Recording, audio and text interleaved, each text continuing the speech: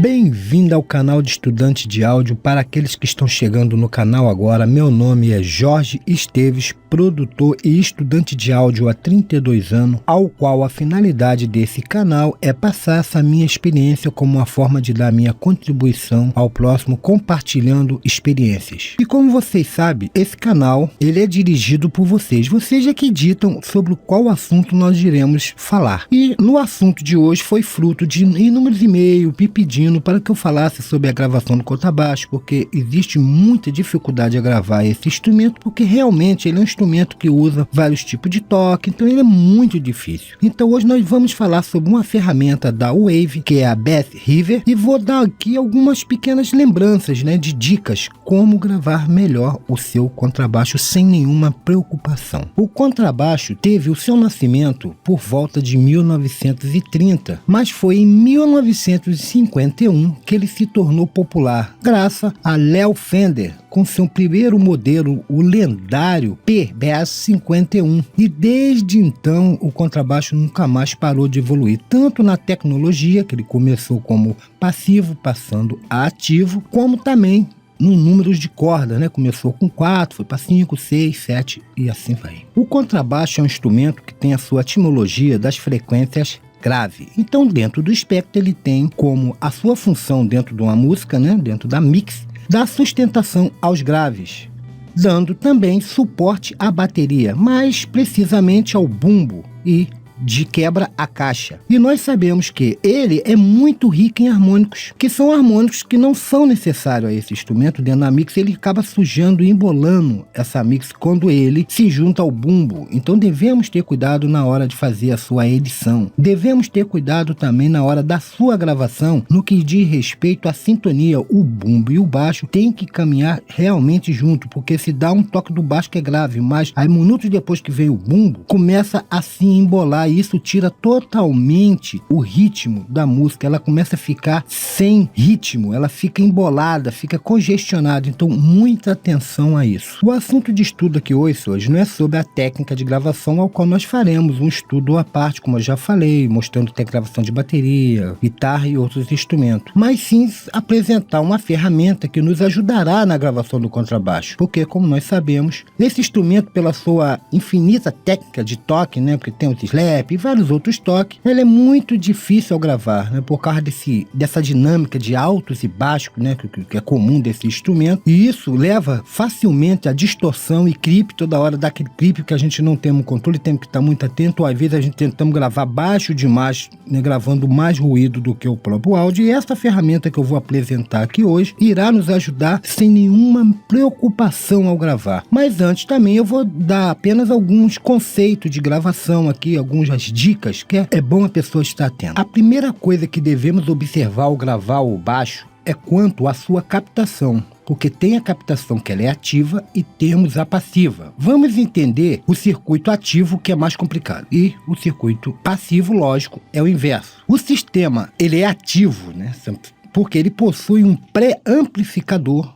que fica próximo a sua captação, com a função de quê? De dar ganho a esse sinal. Vamos supor, então, vamos botar isso para o nosso dia a dia. É como você tem que falar com o público. Então, o que você vai fazer? Você vai botar um microfone para falar com esse público e vai precisar também que amplifique esse sinal da sua voz para que todos dentro daquele ambiente ouçam. E vai usar um amplificador. Então, no caso do microfone que você está usando, é o captador, no caso do baixo. E o amplificador que você está usando para amplificar o sinal é o tal circuito ativo do contrabaixo, o que dá o nome disso, de ativo e passivo. Já a diferença entre o ativo e o passivo é simplesmente que o ativo tem um pré-amplificador embutido e os passivos não. A captação ativa ela é composta da seguinte maneira: temos 3 grupos. O primeiro é os captadores ativos, os captadores que já possuem dentro dele um circuito de pré-amplificação, e todos eles são alimentados por uma bateria de 9 volts e não funciona sem essa bateria. Temos captadores que são passivos, mas tem um circuito ativo, ou seja, existe uma placa junto a esses captadores que é alimentado por uma bateria. O passivo também é alimentado alimentado por uma bateria, por isso que ele é o famoso sistema 18 volts, pois necessita de 2 baterias para o captador e uma bateria para o circuito, e tem uma chave que permite que você desligue esse circuito e ele se torne passivo. Liga de novo, ele se torna ativo. E temos os captadores ativos com o circuito ativo. É o famoso também sistema 18 volts, pois necessita de uma bateria para os captadores e tem uma bateria para o circuito, da mesma forma. Agora você vai me perguntar, Jorge, como eu vou saber quando um contrabaixo é ativo e quando ele é passivo? E o que isso vai ajudar eu saber isso? Bom, primeiro vamos entender como diferenciar. A diferença está no seguinte: todo baixo com circuito ativo, ele tem uma bateria de 9 volts acoplada a seu corpo. Além disso, o circuito ativo, ele costuma, logicamente, ter mais botões do que os baixos com captadores passivos. Por quê? Porque eles têm, além disso, desse circuito, vem um equalizador de graves, médios e agudo. Já os baixos passivos dificilmente tem. Na maioria eles têm apenas um botão que é o do volume e outro botão que vê a tonalidade, só esses dois, né? Dificilmente que o cara incrementa alguma coisa, mas o ativo não, ele sempre é cheio de botões. Existem 2 formas de gravar um contrabaixo. A primeira é o contrabaixo em linha. Quando você pega o contrabaixo, liga um cabo nele, vai até a mesa ou vai direto à sua interface e você grava ele em linha, às vezes, passando direto por um fio. A outra forma é usando o quê? Um microfone, que você vai pegar esse contrabaixo, vai jogar um amplificador e vai gravar a saída desse amplificador, que é chamada de amplificador microfonado. Essa forma, a segunda forma. Na gravação em linha é aconselhável o uso de um Direct Box, justamente os ativos. Por quê? O sinal ele vem com muito ganho e às vezes a sua interface ela já tem também um pré-amplificador. Se vai para a mesa tem um pré-amplificador. Então fica um sinal muito violento, qual você não tem às vezes controle. Às vezes tem os mais modernos circuito ativo, você com seu fade na mesa no 0 já está clipando. Então, através de um Direct Box você tem, além dos filtros de todos, como já disse em outros estudos aqui no canal, não vamos voltar a falar sobre Direct Box, mas ele é aconselhável a ser usado. No caso da gravação que você for usar a microfonada, verificar a correlação de fase que entra no microfone, porque tem essa distância entre o amplificador e o microfone e às vezes existe um atraso. Então veja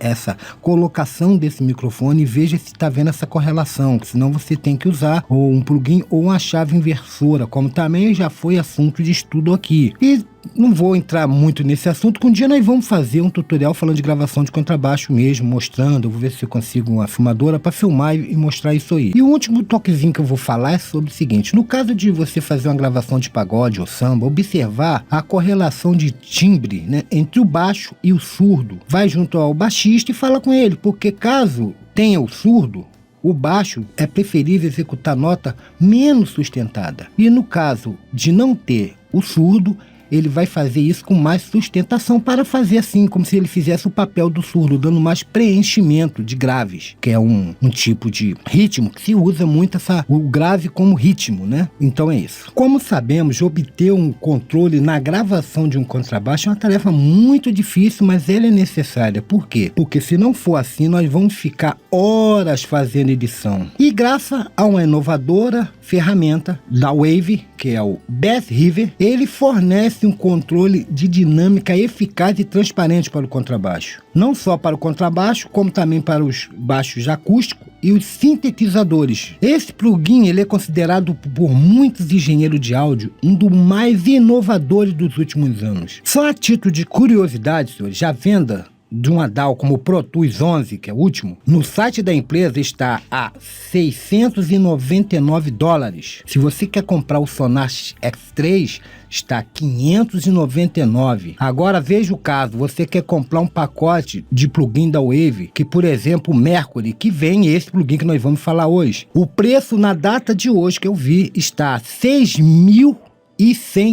Veja a diferença. O último Pro Tools está a $699, enquanto esse plugin desse pacote está a $6.100. E isso porque esse plugin está no mercado já há algum tempo. Mas o novo lançamento, que é o SD7 Pro Show, que também vem esse plugin, que é o Bass River, está na casa hoje nos Estados Unidos de 12.150 dólares. É tanto que nos Estados Unidos, que existe uma outra cultura de estúdio, o cliente, quando vai procurar um estúdio, ele pede lá no estúdio o inventário dos plugins que aquele estúdio utiliza. E isso que ele leva em conta para fechar o negócio. Porque a tecnologia dos plugins chegaram a um ponto que avançou-se muito. É tanto que muitos hardware, ou seja, equipamento externo, deixaram de ser fabricados. Você pode ver que lançamento de produtos externos estão parando. Voltando ao tema que é o Bass River, essa ferramenta tem a função de analisar o conteúdo de um áudio. Durante a gravação, você está gravando, ou mesmo se você já gravou, existe dois tipos de plugins, um para gravação ao vivo e existe um para gravação já feita. E gera uma automação para manter o contrabaixo ao nível pretendido. Ele atende a todas as plataformas de DAW, Pro Tools, Sonar, Cubase, Nuendo, a todos os sistemas, como o caso do Mac e também do Windows. Lembrando que ele vem em duas versões de estéreo e mono, e muitos, como foi no caso do Vocal River, que muita gente, não tá dando certo. Existem duas funções. Ele tem mono e ele tem estéreo. Se você usar, por exemplo, ele é para gravação, que é ao vivo, que é a live, e a outra que não tem nome, que é só o Bass River, ela é para o produto ou áudio já gravado. Se você trocar isso, lógico que vai dar problema. Tu pega o plugin que é para gravação vivo e usar dentro da DAW para um áudio já gravado, lógico que isso vai dar problema. E ao contrário, a mesma coisa. Ele na versão ao vivo, ele vai até 24 bits, chegando a 192 kHz de operação suportada por esse plugin em tempo real. Mas para os que estudam mesmo aqui dentro do canal e já estudaram compressores, vão me perguntar: Jorge, esse plugin na verdade não é um compressor disfarçado? Não, senhores, por quê? A grande sacada do baixo River é que ele não é um compressor. Por quê? Ele é projetado para equilibrar os níveis das notas individual sem alterar a dinâmica da nota e nem acrescentar coloração, ou seja, ele não altera o envelope tonal da nota, coisa que o compressor, como já estudamos lá, faz. Ele não muda, é como se tivesse uma pessoa no fade e soubesse que a pessoa ali fosse gritar. Ele rapidamente já baixa um volume na mão, manualmente, sem alterar o envelope. Ele só mexe no volume, ele diminui automaticamente o volume, não mexe no corte, como acontece com o compressor, que ele corta realmente a sustentação da nota. E ele não, ele abaixa o volume, isso que é a grande sacada. Agora, lógico, se você quer uma coisa mais colorida, você pode usar esse compressor, essa ferramenta primeiro, e depois você pode usar do lado de um compressor. Você pode fazer isso. A versão padrão, senhores, que muitos vão perguntar: poxa, mas vem cá, e a latência disso? Como é que ele vai atender rapidamente? Olha, é incrível, mas na versão ao vivo, ele acrescenta 5 milissegundos apenas de latência. Já na sua versão padrão, que é usada com áudio já gravado, de 42 milissegundos, ou seja, é fantástico. Olha, senhores, para um melhor aproveitamento dessa ferramenta, como o baixo, como eu falei, ele é muito rico em harmônico. E eu falei já sobre o contrabaixo, na equalização de contrabaixo, eu falei sobre os subgraves. Então é bom, antes de usar essa ferramenta, você pode colocar um filtro low cut para atenuar essas frequências de subgrave desnecessária. Embora a empresa recomenda que não use qualquer outro processamento antes do Bass River, não use. Mas eu e outros engenheiros de áudio aconselho também a você botar esse filtrozinho antes, para que ele não veja você, ele não chegue esse sinal do subgrave nele e não trabalhe à toa. Uma forma até de você descansar ele, você usando esse filtro de low cut, tirando as frequências de subgrave. Vamos então agora conhecer o seu funcionamento. Então já estamos aqui com a nossa DAW aberta, lembrando que essa ferramenta ela é utilizada em qualquer DAW e em qualquer sistema, tanto Windows como Mac, e vamos então conhecer. Aqui em cima nós temos essa primeira aba, que é onde fica os presets. A seguir nós temos a aba que muda os presets conforme você vai e volta, para mudar os presets já existentes nessa relação. A seguir temos comparação de dois presets, últimos presets, dois, entre A e B, que eu não fiz nenhum, então ele não mudou. Você faz uma mesh e faz comparações entre dois parâmetros. Aqui é para você carregar um preset que você criou e para salvar. Aqui é para que essa interrogação é para abrir o manual do produto. Embaixo nós temos o target, que é alvo, ou seja, é aonde você vai colocar o volume pretendido que você quer que o baixista tenha de dinâmica. Então aqui já dou até um toque seguinte, você vai mandar o baixista tocar sua performance a primeira vez, né? Ele vai tocar, vamos supor essa parte, eu vou aqui tocar essa música.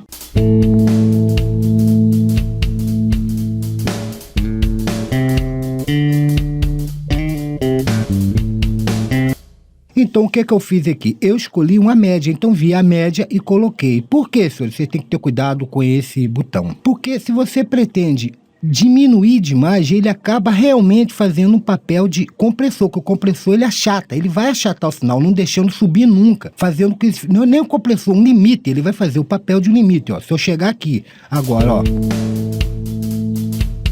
Veja esse botão, o fade, ó. Mantendo ele sempre muito embaixo, e nós não queremos isso. A grande sacada dessa ferramenta é justamente não achatar a nota, é deixar a nota natural, como o baixista tocou, apenas segurando ele na sua dinâmica de volume, aumentando e diminuindo. Então você vai fazer uma média, ó.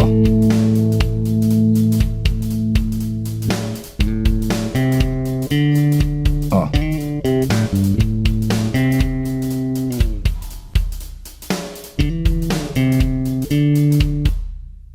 Vamos passar então para a parte de baixo. Aqui nós temos nessa parte o Detect, que são duas chaves que têm correlação com o alvo pretendido. O que é isso? Às vezes o baixista hoje em dia, na tecnologia cujo baixo tem 7 cordas, ele toca muito agudo. Então você vai falar que quer que detecte o programa, a ferramenta, detecte mais agudo, que a sensibilidade está... Embora é raro, isso é raro você usar, você sempre vai deixar ela sempre no meio, 50%. Ou quer que ela pegue mais grave. Então aqui você pega as duas partes, tá? 50%, você quase não mexe. E aqui é a resposta de rapidez que o fade volta. Vamos ver aqui, eu vou tá lento, ó. Vou passar ela agora para rápida, ó.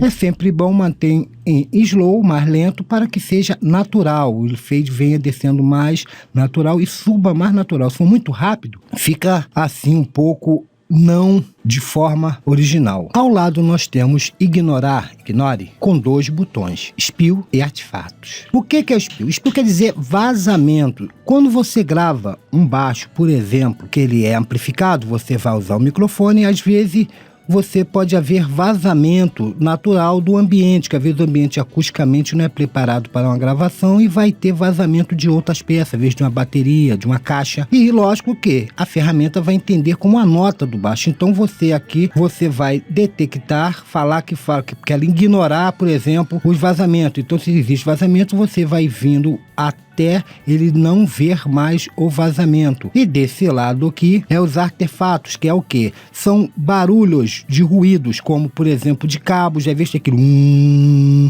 ele vai ter como uma nota. Então você vai controlando esses artefatos, esses 2 botões para ignorar. Um são vazamento e o outro são ruído, proveniente às vezes dos cabos. Como a finalidade dessa ferramenta é manter, né, o equilíbrio de volume, existe desse lado o Ranger, que você vai definir o quão ele vai aumentar, que às vezes o baixista vai tocar mais baixo, você pode ver que ele aumenta esse sinal, e o quanto ele vai, e quando for para diminuir, o quanto você vai diminuir. Você pode chegar e abaixar mais. Ele vinha até mais embaixo, diminuir. Eu aconselho a deixar isso sempre no centro, porque se você aumenta muito o sinal, você acaba trazendo também o ruído, né? Quando o baixista não estiver executando a nota, ele vai amplificar esse sinal, achando que o baixista tocou baixo. E ele vai amplificar, às vezes, um ruído. Então, mantenha ele sempre aqui no 0. Não é padrão, isso não quer dizer que é padrão. Cada um usa conforme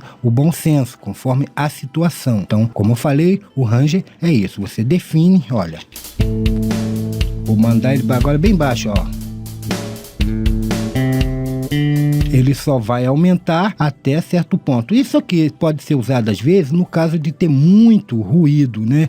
E o solo de uma música muito parada, que o baixo toca aqui, depois demora, entra lá na frente, e ele está detectando ruídos, então você vai diminuir esse ganho. Embora o certo é sempre manter ele a 0. O fader no meio, que é o rider, ele tem a função de aumentar como fader natural de sua mesa e diminuir o som de forma automática. Mas se você selecionar ele e segurar com o mouse, você também pode fazer isso manualmente, embora isso é pouco usual. Senão, se eu não precisar da ferramenta, tu faria isso na própria mesa, na própria gravação. Vamos ver.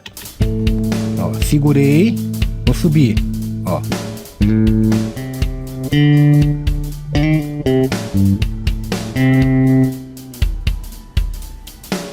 Aumentei o range porque eu subi demais o fade, então ele deu um aumento até lá em cima. Pode ser usado manual, mas o usual é automático. E para terminar, nós temos aqui o output, que é o quê? É para que você manualmente diga às vezes que você quer o sinal de saída depois de feito todo o processo, ele quer mais alto ou mais baixo, ou o volume que realmente está sendo gravado. Então você pode muito bem abaixar ou aumentar, ou se estiver clipando às vezes o sinal aqui na saída, você vai diminuir. Então vamos nós, para que vocês possam ver.